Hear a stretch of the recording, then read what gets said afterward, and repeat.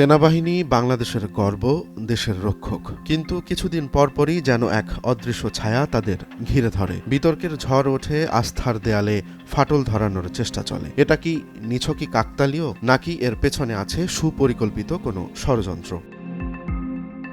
সাবেক অবসরপ্রাপ্ত সেনা কর্মকর্তা ব্রিগেডিয়ার জেনারেল আমান আজমির এক স্ট্যাটাস নতুন করে উস্কে দিয়েছে সেই প্রশ্ন। তিনি বলেন, সেনাবাহিনীকে বিতর্কিত করা ভারতের গোয়েন্দা সংস্থা রয়ের একটা ন্যারেটিভ। কেউ যদি পুরো প্রতিষ্ঠানকে কালিমা লিপ্ত করতে চায়, তবে বুঝতে হবে সে দেশদ্রোহী ভারতের দালাল।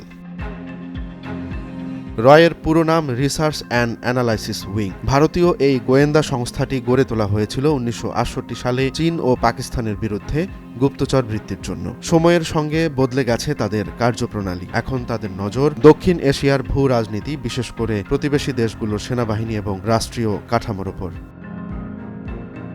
রয়ের প্রশিক্ষণপ্রাপ্ত এজেন্টরা কিভাবে কাজ করে? প্রাথমিকভাবে তাদের পাঠানো হয় ফিল্ড ইন্টেলিজেন্স ব্যুরোতে। সেখানে শেখানো হয় চরম শীতে টিকে থাকার কৌশল, ছদ্মবেশ ধারণ, শত্রুপক্ষের ভেতরে ঢুকে তথ্য সংগ্রহ, এমনকি ধরা পড়লে কিভাবে প্রশ্নের উত্তর দিতে হবে তাও তাদের শেখানো হয়।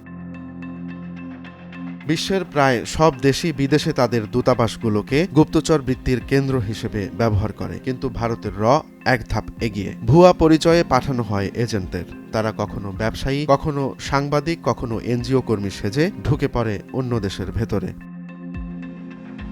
ভারতের প্রাক্তন গোয়েন্দা প্রধান বিক্রম সুদ বলেন, রয়ের এজেন্ট হতে হলে শুধু পুলিশ সার্ভিসের ব্যাকগ্রাউন্ড থাকলেই হয় না, তাদের হতে হয় অর্থনীতি, সাইবার ও কৌশলগত বিষয়ে বিশেষজ্ঞ। ভাষার দক্ষতা, মানুষের মনস্তত্ত্ব বোঝার দক্ষতা এবং সংকট মোকাবেলার ক্ষমতা সবই লাগে এই কাজে। কিন্তু প্রশ্ন হলো, রয়ের বাংলাদেশ মিশন কি শুধুই গোয়েন্দাগিরি, নাকি তাদের লক্ষ্য এদেশের সেনাবাহিনীকে বিতর্কিত করা? সম্প্রতি বিভিন্ন মাধ্যমে দেখা গেছে বাংলাদেশ সেনাবাহিনীর কিছু সদস্যের ব্যক্তিগত অপরাধকে ইস্যু বানিয়ে পুরো প্রতিষ্ঠানকে দোষারোপ করা হচ্ছে। বিশেষজ্ঞদের মতে এটি রয়ের দীর্ঘমেয়াদী পরিকল্পনার অংশ। সাবেক সেনা কর্মকর্তা আমান আজমির দাবি, বাংলাদেশ সেনাবাহিনীকে বিতর্কিত করার এই প্রচারণা সরাসরি ভারতের ন্যারেটিভের অংশ। এটি সফল হলে দেশের প্রতিরক্ষা ব্যবস্থার প্রতি জনগণের আস্থা নষ্ট হবে, যা দীর্ঘমেয়াদে বড় ধরনের অস্থিতিশীলতা তৈরি করতে পারে।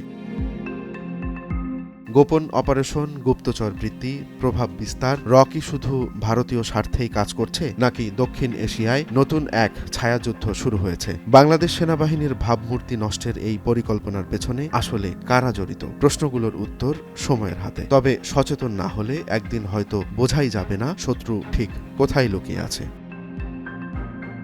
রোমান্স তালুকদার, নয়া দিগন্ত।